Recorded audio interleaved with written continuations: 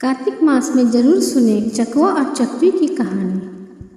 दोस्तों, एक समय की बात है, किसी जंगल में चकवा पक्षी का एक जोड़ा रहता था।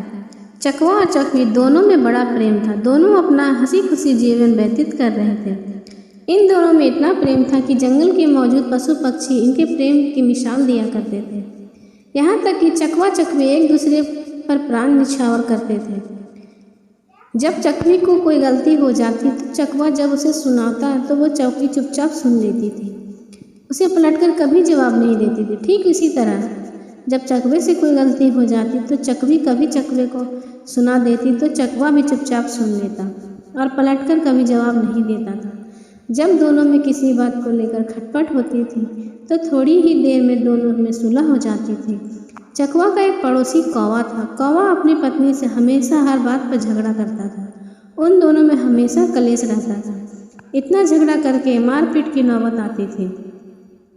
कौवा बड़ा ही दरिद्र था। उसके घर में हमेशा अन्न की कमी रहती थी। वहीं चकवा धन धान से संपन्न रहता था, क्योंकि इसके घर में खुशहाली और शांति थी। कौवा जब चकवी को देखता कि ये दोनों कितने खुशी से और आनंद से रहते हैं तो उसे जलन होती थी। कौवा अपने मन में सोचता कि मैं किस तरह इन दोनों में फूट डालूं और इन दोनों को अलग कर दूं, जिससे इसके घर की शांति भंग हो सके। कौवा चकवा का मित्र था। मित्र ही मित्र के बारे में गलत सोच रहा था।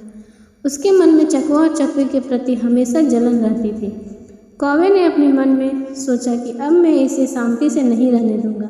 जब मेरे घर में झगड़े और लड़ाइयाँ होती हैं तो मैं परेशान रहता हूँ, तो फिर ये कैसे सुख शांति से रह सकता है। अब इसके घर में भी अशांति फैलानी है, इसके जीवन में भी हमें नर्क करना है। जब कभी भी चकवा घर पर नहीं रहता तो कौवा चकवी के पास जाता और चकवे के बारे में बुराई करता और कहता कि चकवी बहन, चकवा भाई आपसे बिल्कुल प्रेम नहीं करते, वह तो दूसरे से प्रेम करते हैं।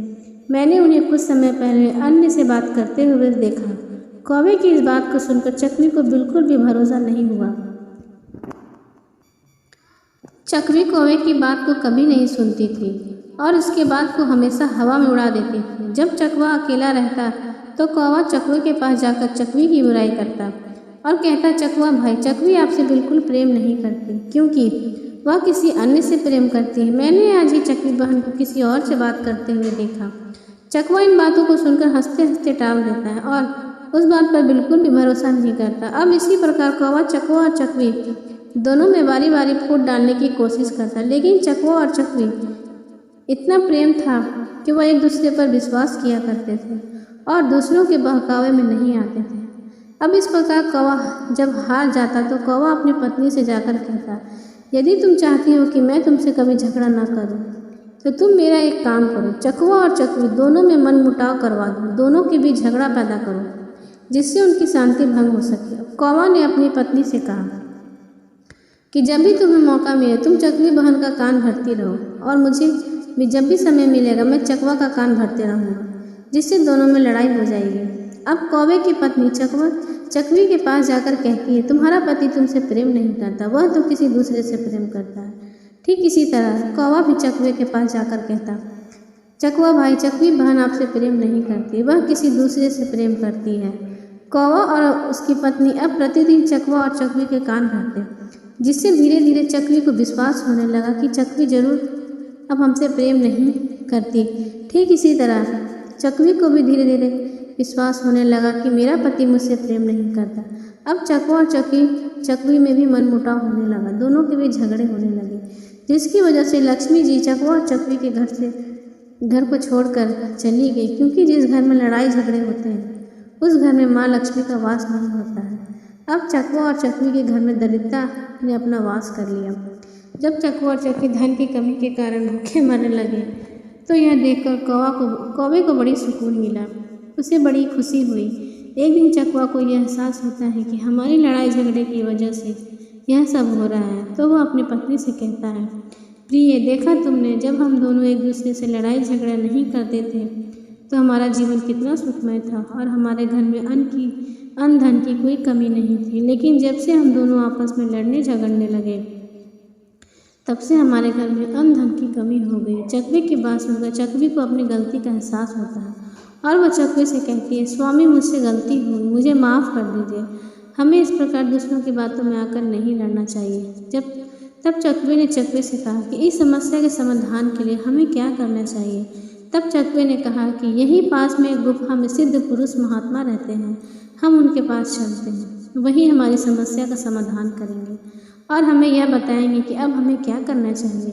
यह सोचकर चकवा और चकवी उस महात्मा के पास चले जाते हैं और महात्मा को प्रणाम करके बैठ जाते हैं। जब महात्मा ने चकवा और चकवी के आने का कारण पूछा, तब चकवी की आंखों में आंसू आ जाते हैं और दोनों पति पत्नी रोने लगते हैं।